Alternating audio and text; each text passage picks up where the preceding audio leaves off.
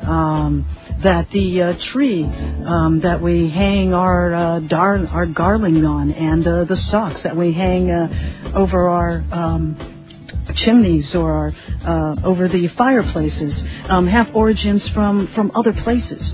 And to really get a perspective on this, I've invited James Arthur, the author of Mushrooms and Mankind, the Amanita muscara mushroom and its significance to this holiday. James is joining us from He's an angel that is in Northern California that is joining us today to talk about an alternative view at Christmas. James, thank you, darling, so much for joining us here on Radio Alchemy. Hi, Evan. It's great to be back. Yeah, man. Long time. How have you been out there? Yes, it's been a long time since we've had you, and definitely we're going to have to make a different go of it in the year 2003. You were talking about how there's a nice traditional way that I was kind of talking about, the tree, the garland, the presents, the socks on the fireplace. But there's another way of looking at Christmas that is all your own, that you have researched for decades. Tell us about your perspective and the origins of Christmas. Okay, well, like you said, I'm the author of a book called Mushrooms and Mankind, The Impact of Mushrooms on Human Consciousness and Religion, where I trace back the use of the Amanita muscaria mushrooms and philosophy species mushrooms into various religions all over the world. In particular, the Amanita muscaria has a lot to do with Christmas, because a lot of the themes associated with Christmas are directly related to Amanita muscaria mushrooms. I've written another book that's almost finished, and it should be out this year. I was really trying to get it done by this Christmas, but it didn't happen. So this one's called Hidden Mysteries of Christmas, an unveiling of mushrooms, magic, and astrotheology. No way. Yeah, influencing Christmas customs and tradition. Well, so are we going to get a preview tonight of what's in your book? Sure are. Right on. Yeah, people have been telling me I need to write a book just about that for years, and I knew it too, because the Christmas thing with the mushrooms is so interesting, and it's just so mind-blowing that all these customs are practiced by millions of people, and nobody knows the roots of them. And so as I started to do some more research, I found out a lot of things, and we'll talk about those things, but as I started to really do delving deeply into religious customs associated with Christmas, it absolutely blew my mind. I found so many things that are just phenomenal.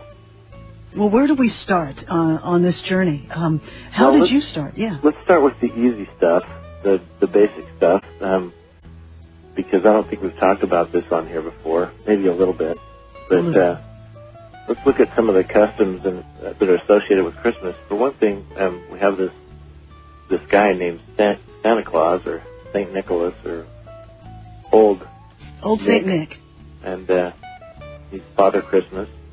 And he comes from a lot of different varied traditions, some of which are associated with Old Norse and Germanic gods, which in the 1500s, where we have Christmas today, or what Christmas looks like today, its inceptions really are from about the 1500s in Germany.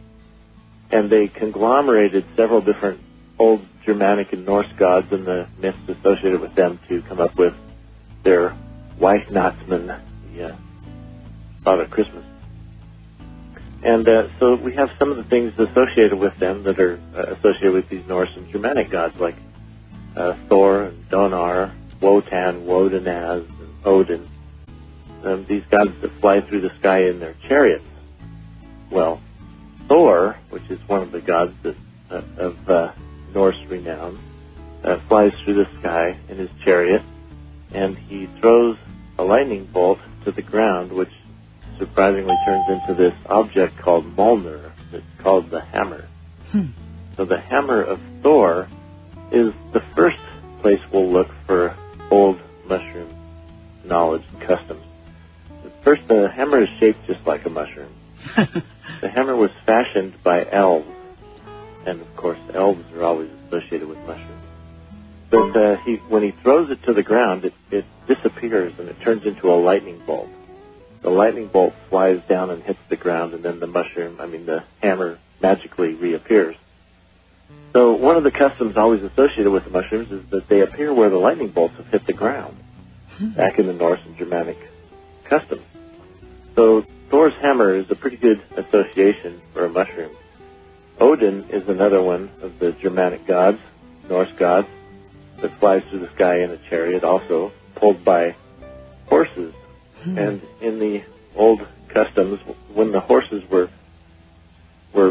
exerting all of their strength and they were pulling so hard and moving so fast that their mouths started to salivate and slobber, and the slobber mixed with blood from their teeth, and when the slobber hit the ground, that's where the mushrooms grew.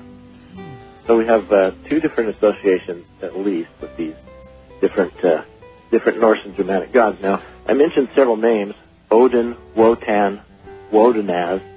All these are the same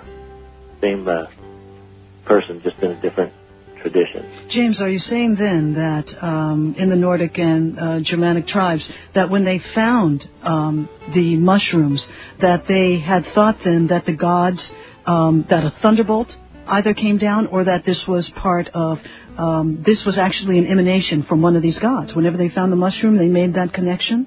Yes. Okay. And there were several associations, and of course, when the striking thing is finding the mushrooms, and when you see them, they're just so big and bright, and they're red with white spots, and they grow under the pine trees or the oak trees or the birch trees, which are all associated with the holy tree of life. Depending on which custom you're in and which part of the world you're in, then it depends on what tree the mushrooms are associated with. So they're always considered holy trees, and the mushrooms are considered the fruit of the tree because they grow specifically under the trees. The actual living organism is called mycelium and grows underground. The mushrooms are the fruit. So the mushrooms are the fruit of the tree. And so that's why you always find them underneath the trees. You don't find them scattered somewhere else, unless there's root systems that are still living and the mushrooms are growing under and where the tree had been chopped down. And let me ask real quick, a little bit off topic, but how plentiful are these particular white-spotted red mushrooms? They grow all over the world, and they're quite plentiful. Really? A lot of times when you find one, you'll find a lot of them. And when you run into a group of them, it's so striking. I mean, you'll find hundreds and hundreds of these things, and they can get up to 16 inches in diameter. No, that's huge. And 14 inches tall. So they are huge, and they're these gigantic things that are associated with the little people. You know, shamanic custom always associates spirits with the plants, and the shamans speak to the plants. Yes. And one of the oldest customs that we have associated with Christmas is that Santa Claus is the gift bringer. He's the one that brings the gifts of the gods to man. He's like the shaman. In fact, he is a remnant of the shaman, because pre any major established religion, we have the shamanic cultures which fed into all of these religious customs. Yes. So we have the holy man in different tribes all over the world.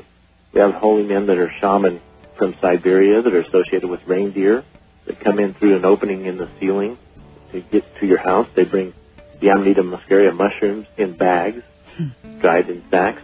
And when you find the mushrooms, they have to be dried. So they're generally hung up in the shamanic traditions, especially in Siberia. They're strung up on strings and hung over the hearth of the fireplace so they can dry. There's a alchemical process that happens, a decarboxylation of certain substances called ibotenic acid, and they